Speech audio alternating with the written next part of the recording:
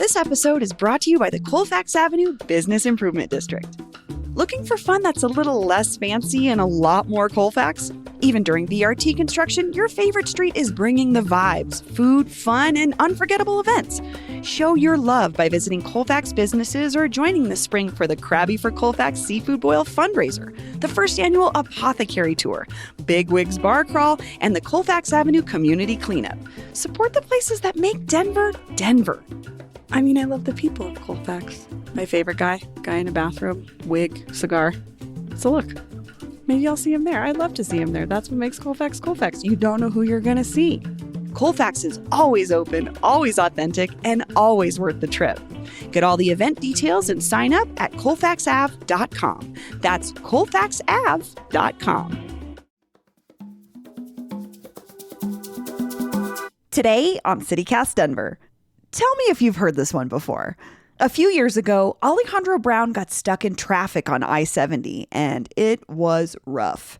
There were lane closures, jackknife semis, and cars at a standstill, including his. So he posted some pics to Instagram, and that's when things took off. We were all already traveling I-70. We all already had these pain points. I was just able to group everyone together and label it. And that's where the success is. Alejandro Brown is the creator of I-70 Things, an Instagram with more than 200,000 followers. But it's also become something a lot bigger than just a novelty account.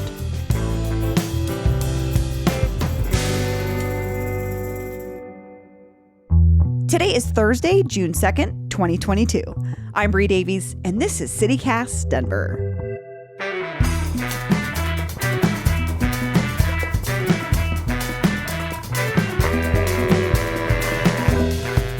I honestly started tuning in to the podcast after Paul reached out initially. So I feel like I know you through the podcast, but of course, it's nice to, put a face to the name. Yeah.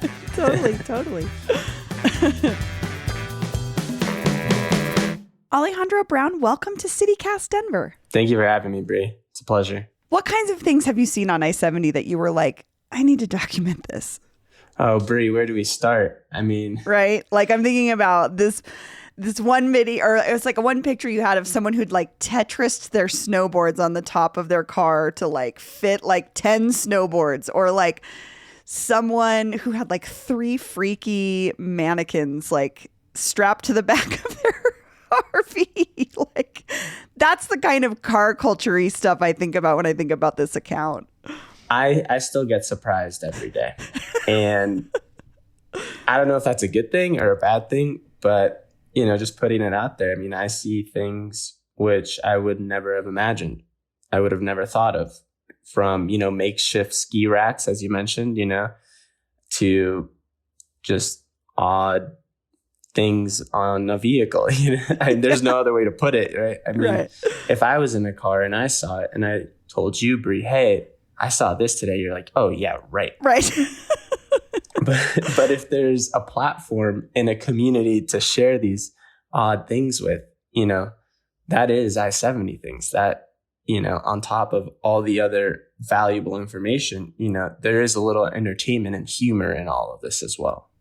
And speaking of that valuable information, the content of I-70 Things as an Instagram account is really funny and entertaining, but there's also this shift that I felt where it became also sort of an account that's a public service. Like, how did that occur? Because it sounds like you started this account for fun. I've got a stockpile of weird photos I've seen on I-70, but now you talk about travel safety and road safety and hazards and things that it feels like almost like a public service. And I just wonder, are you working directly with CDOT?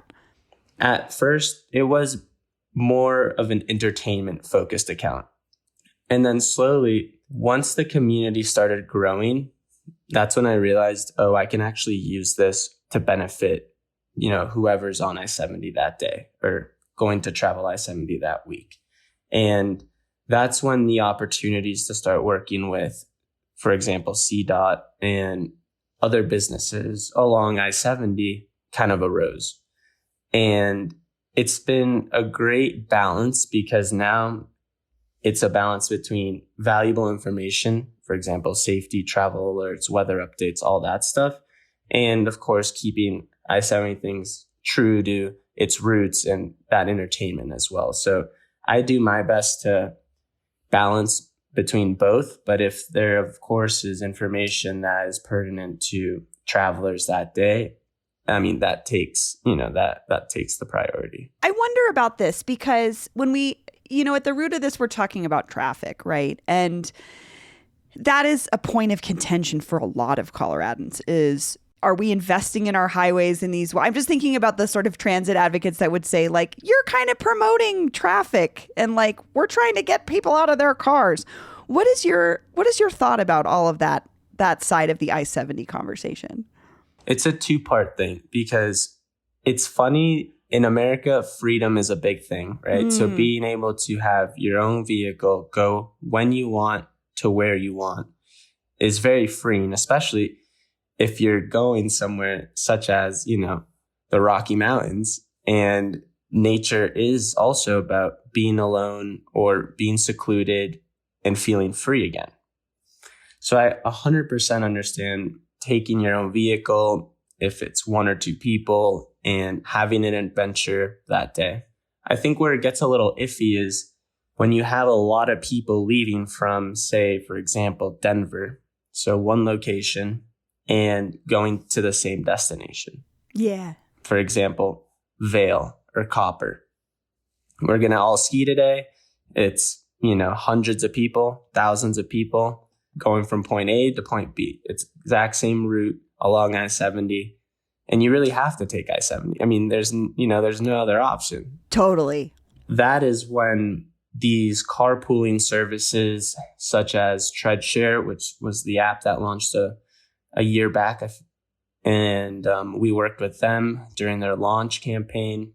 And then CDOT, of course, has their Ride Bus Staying group, which includes snow staying, so to get up to the mountains in the winter. And then now CDOT actually just this past Memorial Day just launched Pegasus, which is small vans that also travel, different mountain routes starting at Union Station. And the mission is all the same. We want to decrease vehicles on the road to decrease congestion and therefore traffic, right? Yeah. Now the question is, how do we actually create this change? And it's a cultural change, right? I'm taking my vehicle up. No, and I'm glad that you brought that up because I don't want to overlook the fact that you also, the account shares information on those things. So maybe somebody who's looking at it, who's going to say, I'm going to go skiing this weekend, could say, oh, I could grab that Pegasus or whatever, or I could grab that carpooling, just head down to Union Station and carpool with people. And I think that honestly, you might be the best avenue for folks to learn about that because you're talking about the solutions that we have at the moment, while also saying, okay, also it's still hilarious. We're all stuck in this traffic. Yeah, it's one of those things. Hey, at least we're all in this together, right? Totally. We all have to deal with the same things. If the Eisenhower Tunnel closes and we're all behind, the closure point, we're all stuck together. And there's not much we can do about it except for, kind of share the experience and hope for the best.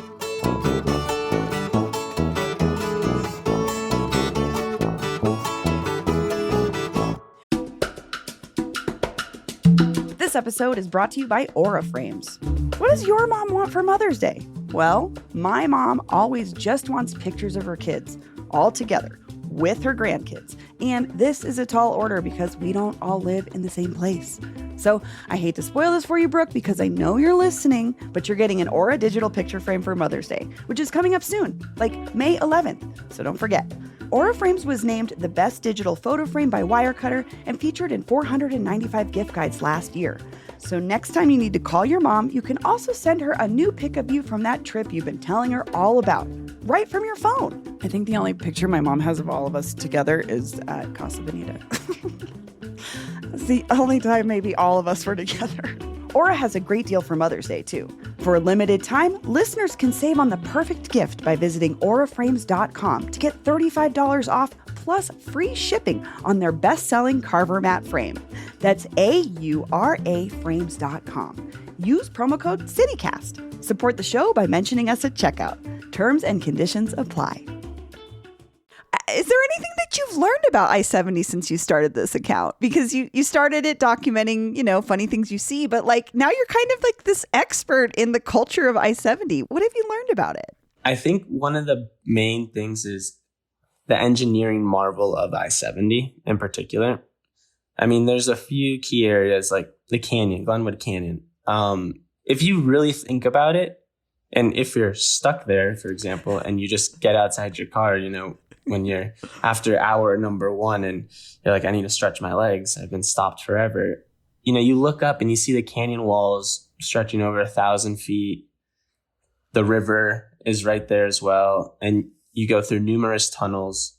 I mean, you say, wow, this is a highway. Most people don't have that highway experience, right? You're used to something relatively flat, pretty open and bare on both sides. And, we're cutting right through the Rocky Mountains. It's crazy. I think that's one thing I've learned not to take for granted. Yeah. I think the second thing is all the behind the scenes work that is needed to maintain and keep the road open, for lack of better words. I mean, there are so many factors that go into clearing the roads, clearing accidents, from a say solely driving perspective. All you see is, the road's closed. When is it going to open? But you don't understand the process that goes behind to reopen the road. That kind of humbles you because, you learn about the people that are working every day to make it easier for you and I to, travel. I can only imagine being on the side of the highway, especially this highway, and, having to work there. I mean, kudos to them because they're doing it really for us. Right. And, speaking of us in this community aspect, we've talked a lot about the car driver, you and I, the mountain traveler. But what have you learned or what else have you found out about the other folks that are using this highway? Because it isn't just ski traffic, There are a few different groups, right? There's, let's call it the daily commuter that uses I-70 to, get to their job.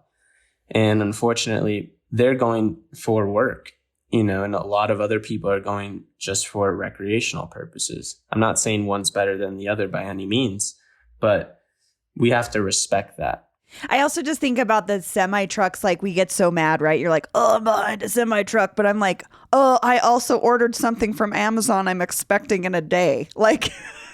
No, see, that's a great point because, we have to respect everyone on the road, right? It's public. It's for everyone's use. And there's a lot of interstate commerce that uses I-70. And, unfortunately, a lot of times we can say some of the drivers just don't have experience driving in the mountains or in adverse weather conditions. Which seems terrifying, to be honest with you. I can't imagine driving a semi up I-70. Even driving a car can be really sketchy sometimes. So, I mean, kudos to them because, they keep America running. And it's one of those things where I think awareness is very important to, let people know, hey, if you don't feel comfortable, if you don't have experience, maybe today is not the right day for you to drive, Yeah. And that's what we can do. Well, Alejandro Brown, thank you so much for joining me. It was a pleasure, Bree. Thank you for having me, and I can't wait to hear the episode.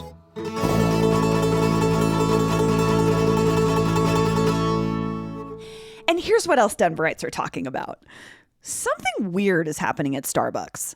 When I picked up my coffee this morning, there were way more cars in line than usual, and that's saying a lot.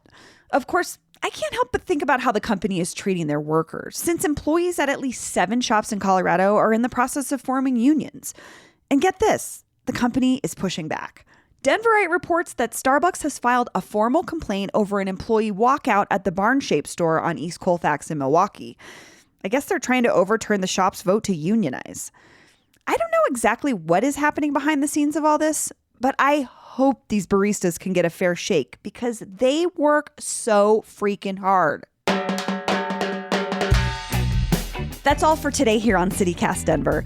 If you enjoyed the show, why not take a minute to tell a friend about us? Rate the show wherever you get your podcasts and subscribe to our morning newsletter, where today Peyton offers her insider foodie take on all the local food news. We'll be back tomorrow morning with more news from around the city. Bye!